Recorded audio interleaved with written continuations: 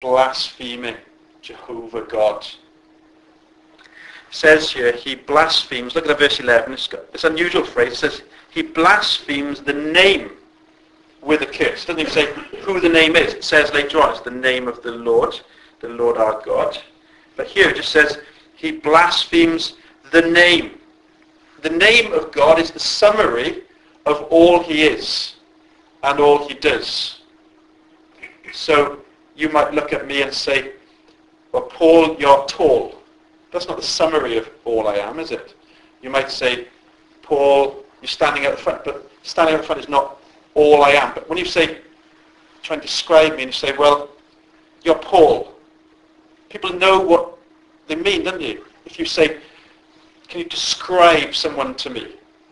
And so you say, well, this guy stands out the front on Sunday, and he's a bit tall, and he lives in Penrow. You say, well, it doesn't tell me. It tells me a few things about him, but it doesn't. Who are you talking about? And you say, Paul Whiteley, and they go, ah, yeah, I know everything about him because I know Paul Whiteley. So the name, our names, summarize everything we are. So when it says in the Bible about the name, it's saying, think about everything about who God is. Think about everything he's done and everything he will do. Don't just think about one aspect, think about everything. So when it says he blasphemes the name, it's saying he's rejecting God entirely.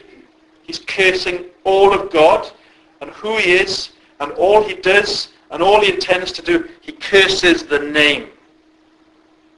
God's name is tied up with the gospel. It's tied up with the glory, the majesty of God. So back in Genesis 4, isn't it? Just after the fall, Adam and Eve have sinned, and they've